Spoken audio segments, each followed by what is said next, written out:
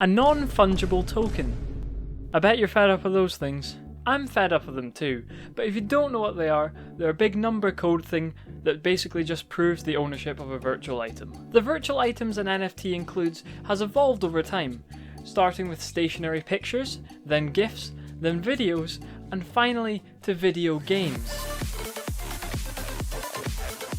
Well, not exactly video games. In fact, big Marky boy over here, oh look at him, so innocent and endearing. Wee Marky would have you believe the contrary, that these NFTs are way more than just simple video games. No, they're a much cleverer way for you to waste your money. The Metaverse. Well, actually not the Metaverse, but we'll talk about that later. Facebook have recently revealed their name change to Meta in order to sound like the evil planet-controlling company in a sci-fi film. Okay, there are a few theories as to why they actually changed their name, but again, we'll talk about that later. Anyway, Facebook, alongside this name change, revealed their brand spanking new creation, the Metaverse. And here's why it's bloody terrible.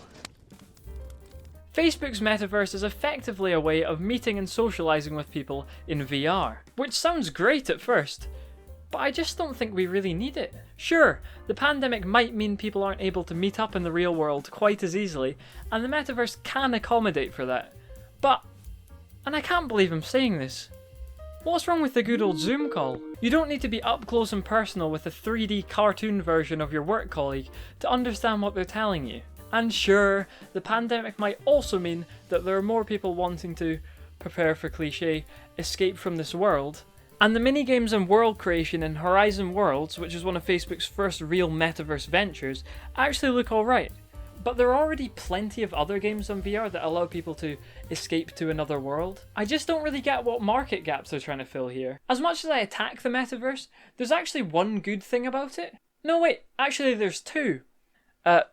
No, not those two. Firstly, it's a more realistic looking alternative to VR chat, which is cool I guess. It's also kind of what I hoped Rec Room would be when I first got VR, so again, that's kind of cool.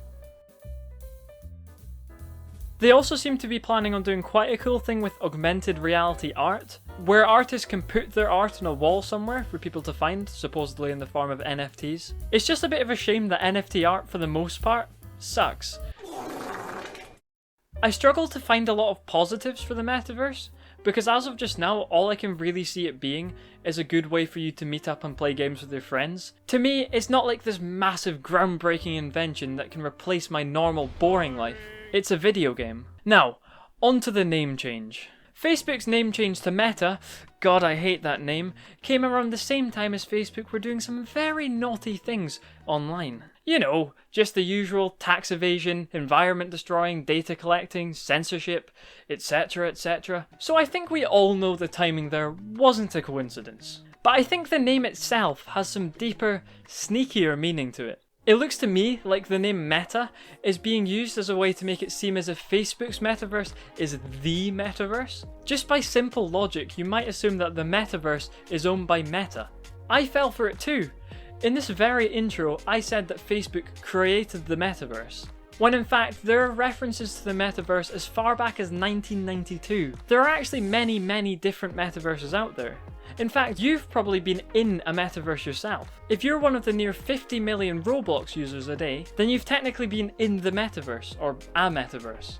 Now, I won't pretend to fully understand the metaverse and how it works, but it's very important that you know Facebook do not own the metaverse, no matter how desperately they'd like you to think they do. I may not be a fan of Facebook's metaverse, but that's not to say it's the worst one out there. Yes, it does get worse. Decentraland, a virtual world where you can buy tiny virtual blocks of NFT land for a few coins. Cheap, right?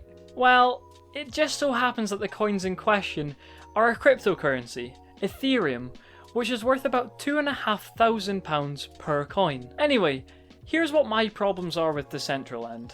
As I said before about the Facebook metaverse, I don't really see how a virtual world like this can be useful to society. At least, not in such a way that would warrant spending thousands of pounds on some pixels.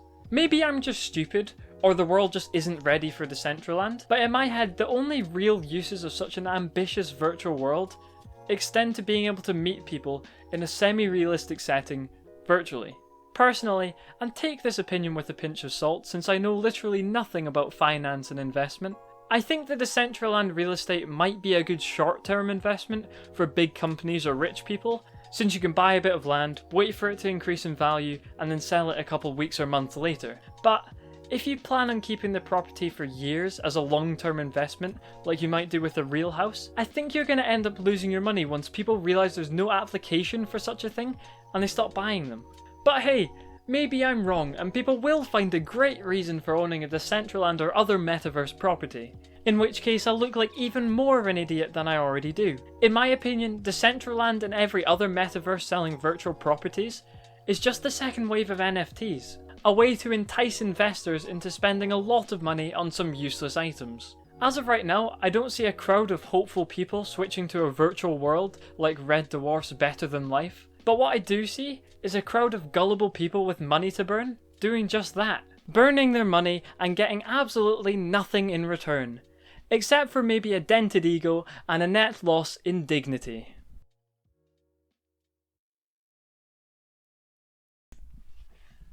Thanks very much for watching. If you enjoyed, I would really appreciate it if you were to subscribe. My videos appeal to a wide range of audiences, so I'm sure you would enjoy my content. Goodbye!